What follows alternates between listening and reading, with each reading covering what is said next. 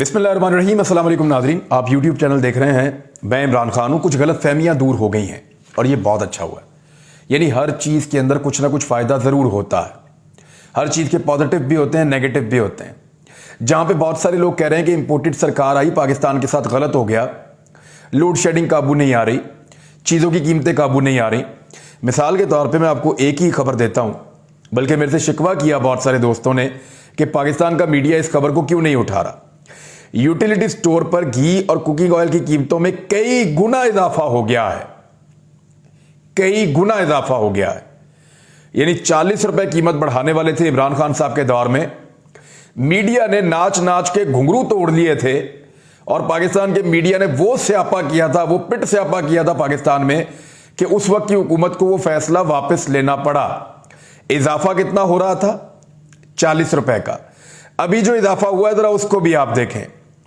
Utility store पर मुख्तलिफ brand के घी और कुकिंग ऑयल की कीमतों में कई गुना इजाफा किया गया है और कीमतों में इजाफे का नोटिफिकेशन भी जारी कर दिया गया है। जो इजाफा है वो 208 रुपए है कम से कम, और ज्यादा से ज्यादा 250 रुपए तक का या इससे ज्यादा का भी इजाफा मुख्तलिफ घी और कुकिंग ऑयल के ऊपर हो चुका है। और कई कुकिंग ऑयल 213 से शुरू होते हैं, यानी जिसके बाद यूटिलिटी स्टोर पर कुकिंग ऑयल की फी लीटर कीमत 605 रुपए तक पहुंच गई है। घी की कीमत 560 रुपए तक पहुंच गई है। यह पाकिस्तान के साथ किया इंपोर्टेड सरकार ने। तो लोग गिला कर रहे थे कि वो मीडिया अभी नाच नाच के घुंघरू नहीं तोड़ रहा। कई गुना इजाफे के बावजूद इमरान खान के दौर में जब 20% इजाफा हो रहा था या 40 रुपए का वो इजाफा करना चाहते थे, तो इतना मीडिया ने रुला डाला, इतना पिट स्यापा किया कि उनको वो वापस लेना पड़ गया फैसला। लेकिन इंपोर्टेड सरकार और उन्होंने आज ही बहुत बड़े बड़े इश्तिहारात दिए हैं, तो इसका मतलब है कि मुश्किल होगा, मीडिया ये बात नहीं करेगा। लेकिन हम ये आजान देते रहेंगे, इसके बारे में हम बात करते रहेंगे। मैंने आपसे कहा कि बहुत सारी गलतफहमियां दूर हो गई हैं इस सरकार के आने के बाद। पहली गलतफहमी जो पाकिस्तान के लोगों को एक मुगालता लगा हुआ था, जो दूर हो गया, वो क्या है कि शहबाज शरीफ एक बेहतरीन एडमिनिस्ट्रेटर है, एक अच्छा मुंतजिम है। शहबाज शरीफ के आने के बाद पेट्रोल की कीमतें बढ़ गई, घी की कीमतें बढ़ गई, आटे की कीमतें बढ़ गई। आने के बाद सहाफियों के ऊपर FIR हो रही हैं, फाशिस्ट किस्म का रिजीम है, लोगों के घरों पे छापे मारे जा रहे हैं, हर किस्म की जुल्म और ज्यादती इनके दौरे हुकूमत में हो रही है, अद्वियात की कीमतें बढ़ गई। कोई एक चीज भी इनसे कंट्रोल या काबू नहीं हो रही। इवन चीजों की मार्केट में किल्लत हो रही है। तो यह सबको पता चल गया कि शहबाज शरीफ बेसिकली एक जालसाज था। पंजाब का एक बेहतर सूबा, बेहतर ब्यूरोक्रेसी के साथ इसको मिला हुआ था। ये उसके अंदर छोटी छोटी बड़ी बड़ी चीजें बना के तो ये साबित करता था कि ये बहुत बड़ा एडमिनिस्ट्रेटर है और इस तरह के मंसूबों में काम करता था जिनमें बहुत बड़े बड़े किकबैक्स हो सकते हैं। लिहाजा ये जालसाज जो है वो पकड़ा गया। ये मसरूफ दिखाई देता है लेकिन करता कराता कुछ नहीं है। अब लोगों को पता चल गया कि इमरान खान इससे बहुत बेहतर आदमी था। दूसरा जो मुगालता था या गलतफहमी पाकिस्तानियों की थी वो ये थी कि इमरान खान के भी करप्शन के स्कैंडल्स आएंगे। यानी ये कहा गया था जो हुकूमत चली जाती है उसके जाने के बाद उसके करप्शन के स्कैंडल्स आते हैं, और इमरान खान के बारे में भी यही कहा गया था कि हुकूमत चली जाएगी, आप एक हफ्ते के अंदर देखना करप्शन के इतने स्कैंडल्स आएंगे कि तबाही फिर जाएगी। तमाम वजारतों ने अपनी अपनी वजारतों में चेक कर लिया, उन्हें करप्शन का कोई स्कैंडल नहीं मिला। वजीर फाइलों के साथ और दीवारों के साथ सर पटकते रह गए, बजाय इसके कि वो इमरान खान के स्कैंडल ढूंढते। उनको मिला तो क्या, एक फराह खान का नाम मिला और एक तोशा खाना मिला, और कुछ भी नहीं मिला। और ये वो दोनों चीजें हैं जो सबके सामने हैं। लिहाजा करप्शन के स्कैंडल इमरान खान के भी निकलेंगे, ये भी एक गलतफहमी दूर हो गई। यानी जरूरी नहीं है कि आप पाकिस्तान में वजीर आजम बने या हुकूमत में आए तो आप जरूर करप्शन करें। तीसरा एक बहुत बड़ा मुगालता दूर हो गया कि मुस्लिम लीग नून एक एंटी एस्टेब्लिशमेंट जमात बन चुकी है जो वोट को इज्जत दो का नारा लगा रही है। इन्होंने जिस तरीके से बूट को इज्जत दी है और बूट को चमकाया है इस खानदान ने, जिस तरीके से जिन लोगों को ये बुरा भला कहते थे या गालियां देते थे उनके तलवे चाटे हैं, इससे साफ जाहिर होता है कि इस खानदान को वोट की इज्जत का नहीं, सिर्फ इक्तदार की महरूमी का एहसास था और वो इन्होंने हासिल कर लिया है। और ये चाहे फौज को, इदारों को धोखा दें या कुछ भी करें, इनकी जितनी भी मुजामत होती है वो मफामत के लिए होती है, कभी भी इनकलाब की तरफ ये नहीं जा सकते। एक और मुगालता था कि माइनस इमरान खान पाकिस्तान तहरीक इंसाफ हो सकती है। इमरान खान को माइनस करने वालों ने बड़ा दिमाग लगाया, बड़ी कोशिश की। कोई कहता था जहांगीर तरीन, कोई कहता था अलीम खान, कोई कहता था शाह महमूद कुरैशी। तो जिसने इमरान खान को छोड़ा वो तारीख के कूड़ेदान में चला गया। यानी मैं ऐसे कहना नहीं चाहता, लेकिन जावेद हाशमी साहब की सियासत आज कहां है?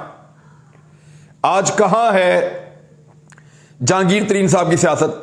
गो कि वो इमरान खान साहब की हुकूमत बनाने में बड़ा रोल प्ले किया, गिराने में भी, लेकिन कहां है उनकी अपनी सियासत? अलीम खान की सियासत कहां है? कहीं भी नहीं है। तारीख के कूड़ेदान में वो सारे चले गए। पांचवा एक और मुगालता था कि पीटीआई की कामयाबी फौज की वजह से है, या जो एटीएम मशीनें चलती हैं अलीम खान या जहांगीर तरीन और बाकी लोग उनकी वजह से है। तो कुदरत का करना ऐसा हुआ कि वो सारी की सारी एटीएम मशीनें दूसरी तरफ चली गई, वो पीएमएलएन के साथ चली गई। फौज का और इमरान खान साहब का जो रोमांस था वो भी ऐसा लगता है खत्म हो गया, और जो एक सपोर्ट थी वो भी नहीं रही। इसके बावजूद पाकिस्तान की तारीख के पै दर पै सबसे बड़े जलसे और जुलूस इमरान खान साहब ने किए, अपनी पब्लिक पावर शो की और सबको दीवार के साथ लगा दिया। ये इमरान खान साहब का एक पांचवा उनके बारे में मुगालता था, वो भी दूर हो गया। कौम को एक और गलत फहमी थी कि कौमी हुकूमत बनाई जा सकती है पाकिस्तान में और सारे मसाइल का हल है।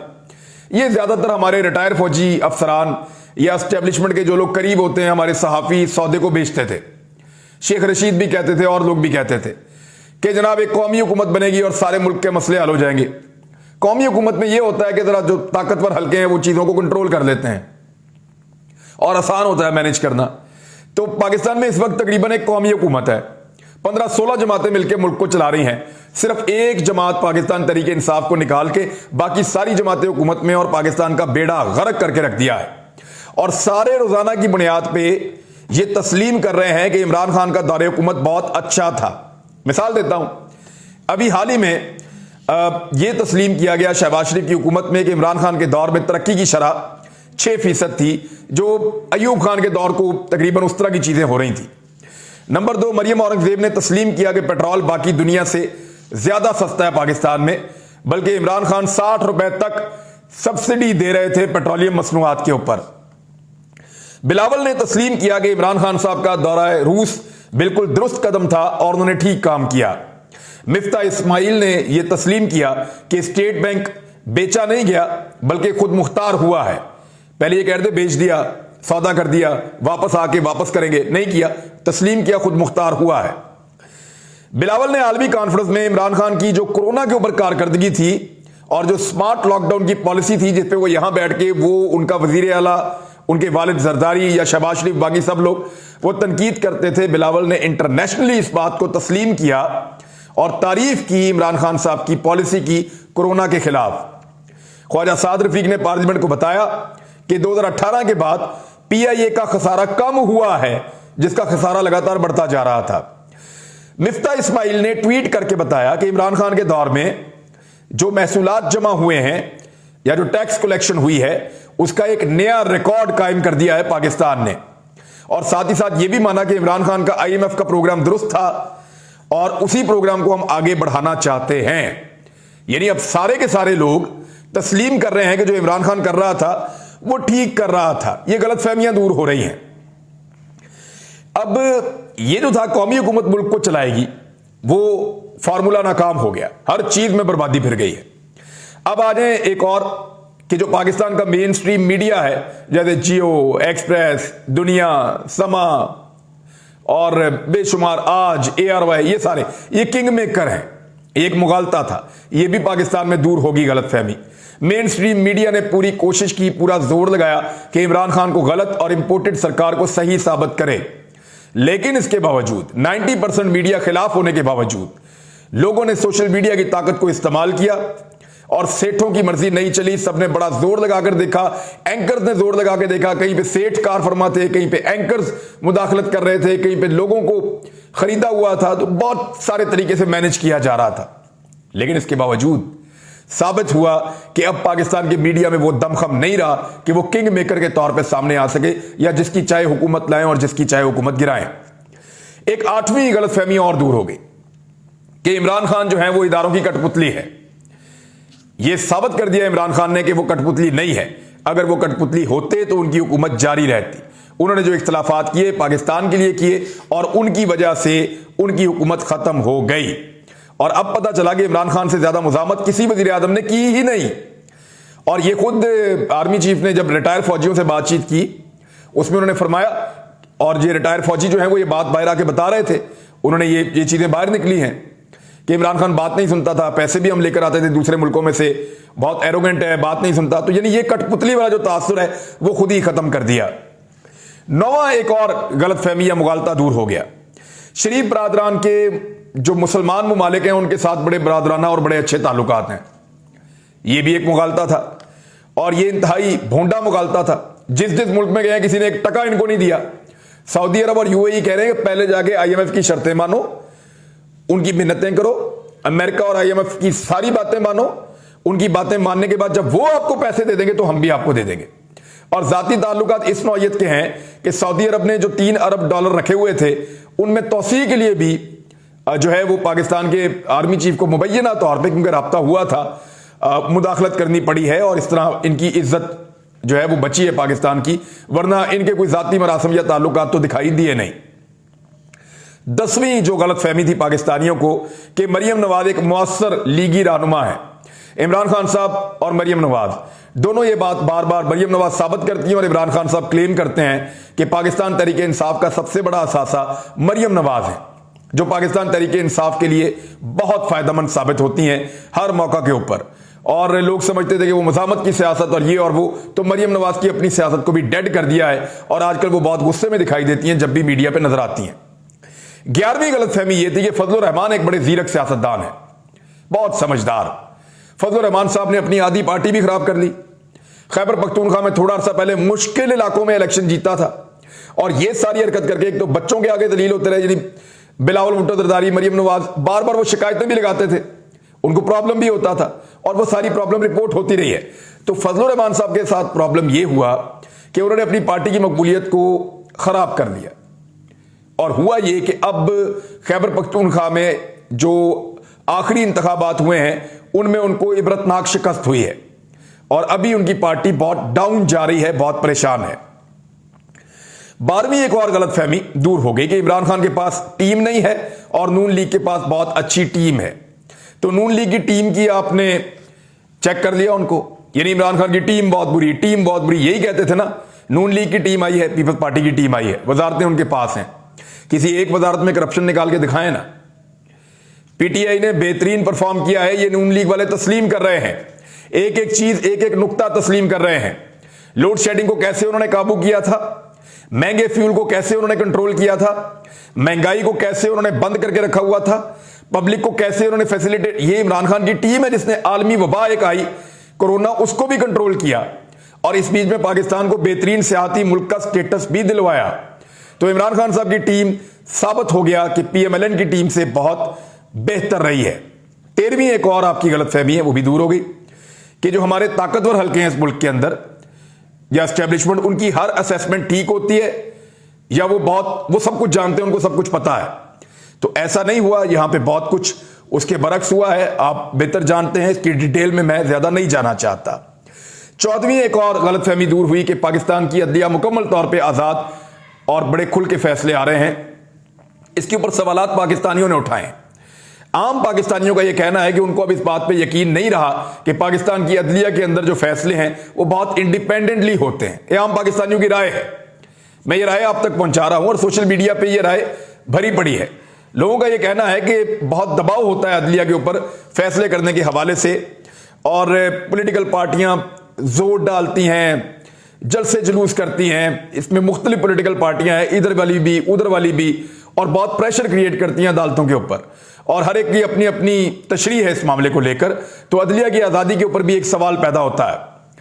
अब 15वीं एक और बहुत बड़ी गलतफहमी कि ये पीएमएलएन या पीडीएम की जमातें या पीपल्स पार्टी ये जमहूरियत पसंद है और ये आज़ादी इजहार राय के हक में है। जितने मुकदमे इनके दौर में सहाफियों पे हुए, इमरान खान के पूरे दौर के अंदर इससे आधे भी नहीं हुए। जितना इन्होंने फाशिज्म दिखाया है, लोगों की आवाज को दबाने की कोशिश की है, इमरान खान साहब के पूरे दौरे हुकूमत में ऐसा नहीं हुआ। और एक और मुगालता या एक और गलतफहमी जो 16वें नंबर पे है, जो दूर हो गई है कि लोगों को फर्क नहीं पड़ता, पाकिस्तान में जो मर्जी आप करें, ये वजीर आजम को कान से पकड़ के निकाल दें, उसको ले आए, इसको हटा दें, उसको। इस मर्तबा ये तजर्बा महंगा पड़ गया। जैसे ही इमरान खान साहब को निकाला क्योंकि लोगों को फर्क इसलिए नहीं पड़ता था, सबके करैक्टर एक जैसे थे। ये एक साफ करैक्टर का आदमी था, नीट एंड क्लीन आदमी था। जिस वक्त इसको निकाला रोला पड़ गया, पूरे पाकिस्तानी सरापा एहतजाज हो गए और इतना शोर मचा इस मुल्क के अंदर कि लोगों ने मानने से इनकार कर दिया कि नहीं भाई, इस आदमी को हम बाहर नहीं जाने देंगे, और वो तहरीक अभी तक नहीं रुक रही।